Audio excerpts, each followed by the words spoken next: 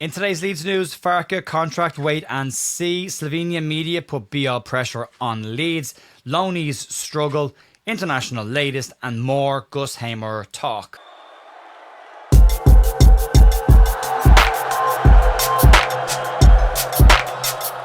Hey folks, welcome back to Leeds View for Wednesday morning, the 15th of October with your Leeds United news. Hope you're all having a good week so far. There's a bit of stuff to get stuck into. There is a Gus Hamer story. It's just a rumour. I'll give you the detail. You can decide whether you'd like it, believe it or not. We'll get to that later on. And some updates on a potential contract for Daniel Farke. We will have a podcast out tonight at 6 o'clock to look ahead to the next 4 games of Leeds United's block before the next international break. An important run for Leeds United for lots and lots of reasons. But we'll start off today by talking about a potential new contract for current Leeds United manager Daniel Farke. A report from Sky Sports' Fraser Fletcher says that although Leeds ownership are said to be very happy with the job that Daniel Farke is doing right now, they are adopting a wait-and-see stance over a new deal for the manager. The report states that Leeds United ownership are considering giving Daniel Farke a contract extension with his current deal set to be expiring at the end of the 2027 season. And with 2 years left on his current deal, the ownership are keen to give Farke an extension, but the club sources have told Fletcher that at this point they are allowing Farke the opportunity to earn a deal. 2 years is plenty of time in football management. 2 weeks at this stage is plenty of time in football management. And knowing how quickly things can change in the opposite direction, it makes sense for the club not to rush into any decision, especially only after 7 games of the season. And the same club sources say that any form of a contract extension will be based on a successful season for the club. Farke currently boasts a 56% win ratio at Leeds United, but the bulk of those wins all came in the Championship. But Leeds owners are said to be very happy with the start of the season and what Farke is doing behind the scenes, and don't feel there's any need to change things up at this moment in time. But the club sources also say any decision on Daniel Farke's long-term future will be dependent on how this season wraps up, and Farke is currently said to be earning a reported £3 million, and that is seen at the lower end of the managerial salaries. And the report also states that Leeds would make a change suddenly if the situation of Leeds' fortunes was to change for the worse, but no knee-jerk decisions are expected at this moment in time. Leeds' next block of 4 games will be seen as a very important block of games for Leeds. Leeds' strong start to the season relative to what was expected came against sides that currently sit 3rd, 4th, 8th and 11th in the table. Leeds' next set of games come against Burnley, West Ham United, Brighton and Nottingham Forest, with 3 of those 4 sides below Leeds United in the table. So wins in those games could see Leeds move away from them and up the table, but negative results against those 4 teams could see them bypass Leeds and Leeds dragged very much into a relegation mix. So as I say, it is a big block of games coming up for Leeds United and for Daniel Farke. I wouldn't expect any changes even if it goes negatively during those 4 games, but they will be having a closer look at this before they head into the second half of the season. But I think at this point it is right. 2 years left on a deal. It's a huge amount of time in football management. We've seen that this year with managers come in. There's talk of managers being sacked after 7 games.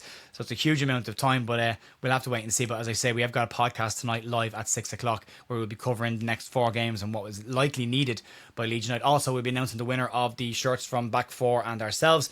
You can check that out tonight at 6 o'clock. So if you haven't done that, blue heart in the comments, go over to Back 4, like their post and follow the channel and like this video, and you're in with a chance to win. We'll pull those results together today and announce them tonight on the podcast. Let's move on. Let's talk about some Bijol stories from Slovenia. As we mentioned earlier this week, Bijol is yet to play a single Premier League minute for Leeds United, but after a shaky performance from Pascal Struijk against Spurs, the focus was on Bijol during the international break. Bijol played 2 90-minute games for Slovenia and managed to come out of that with 2 clean sheets as well, and some strong praise from the Slovenian media, with Ekipa saying that if Daniel Farke had watched these games, then Bijol would have to start in the next Premier League match.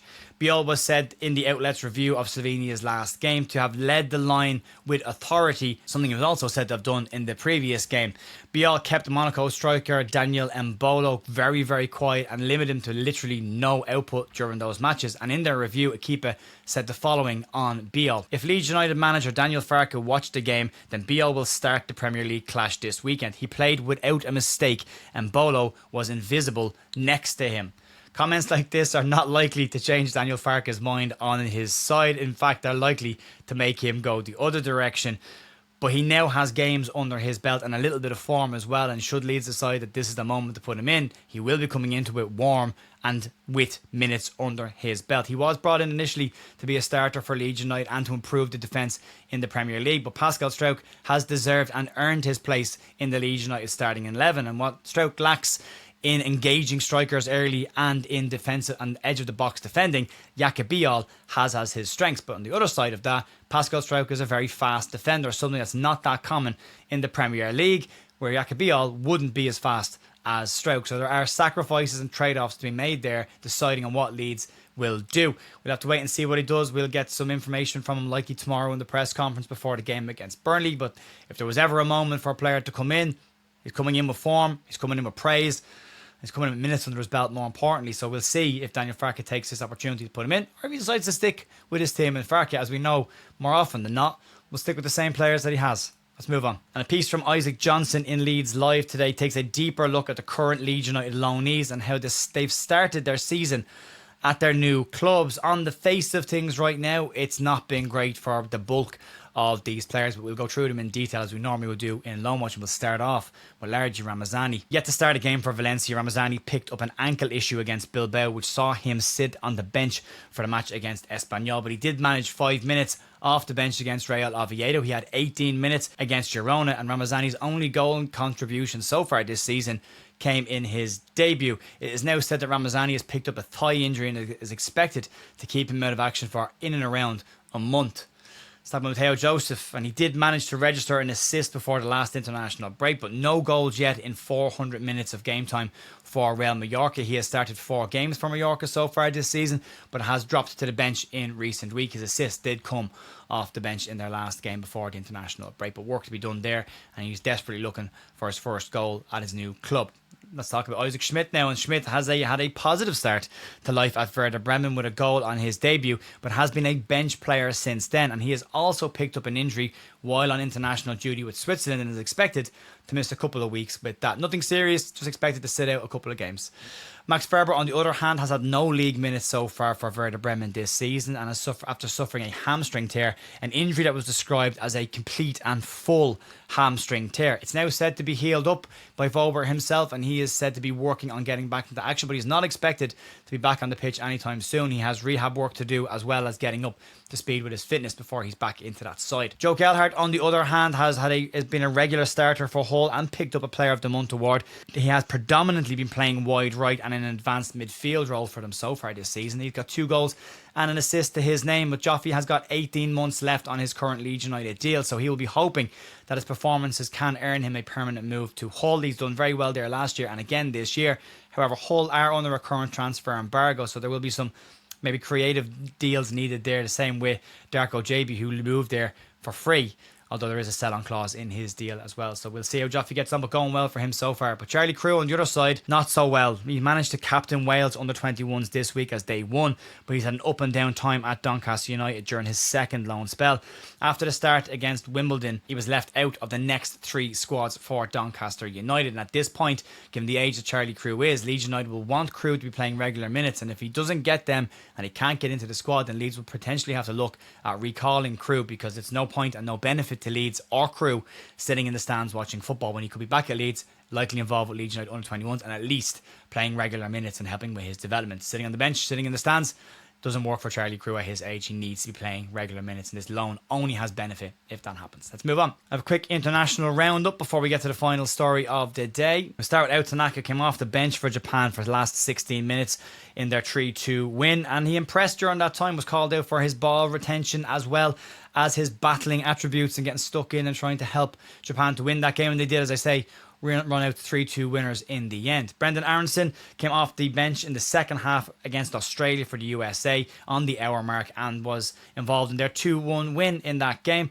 He was praised for his performance after the match, and manager Pochettino also called out a beautiful pass from Aronson that was played into former Leeds target Diego Luna, who definitely should have scored after the ball was played through. Even Pochettino said it, but he didn't. But a good result, a good performance from Aronson for that last half an hour. But both players will come back, having played very little minutes for their international sides and will be a little bit fresh in terms of game minutes, but definitely won't be fresh in terms of jet lag and acclimatising back to the UK. Got some long flights ahead themselves today before they get back tomorrow, and they have a very quick turnaround then to the weekend, so it'll be interesting to see what Farke does with both those players in the starting 11. And then the final story of the day is Gus Hamer. Before we get to this, I know what the comments will be. I understand the comments and I agree. Why are we covering this story? Again, I will give you the detail because we're a Leeds United channel that covers news and rumours. You can decide whether you believe it or not. I'll give you an opinion at the end, but we'll get stuck into that one right now. According to a report in Sports Boom, Leeds United are said to be planning another move for Sheffield United attacking midfielder Gustavo Hamer. There were reliable and very credible reports late on in the summer window that Leeds did make a last-minute move to try and get Hamer in the summer.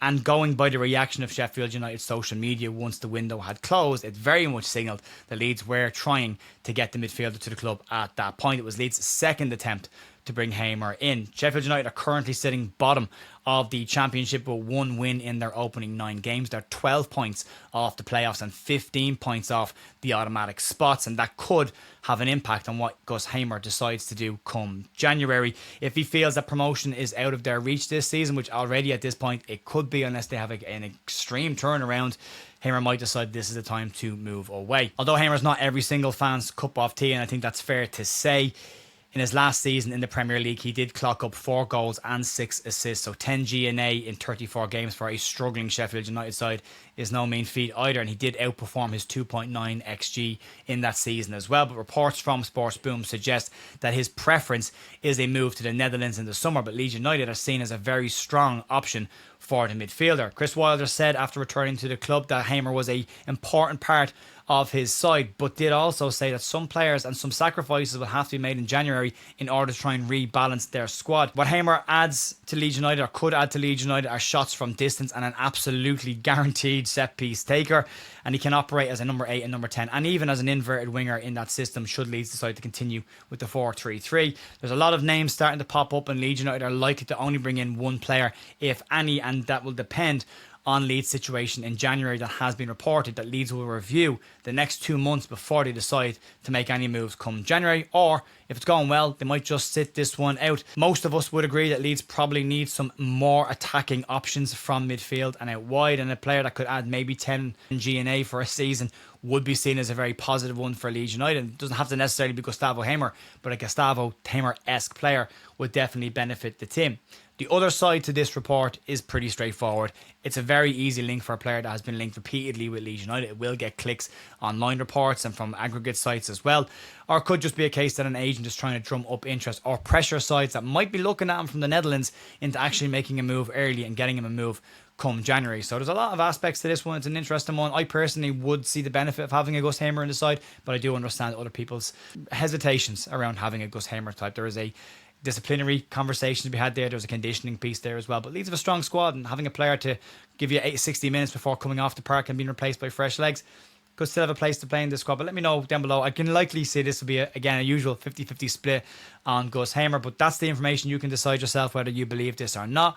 Sportsbook have a medium track record on stuff. Some of the stuff they get right. Got some bits right in the summer, but yeah, not always 100% on them. So that'll be it for me for the morning, folks. I'll see you again tonight at 6 p.m. to go through the podcast and look ahead to the next 4 games. And we'll give away the announce the winners of the shirts as well. So I'll see you then. Thanks very much for supporting the channel, and I'll talk to you soon. See ya. Bye.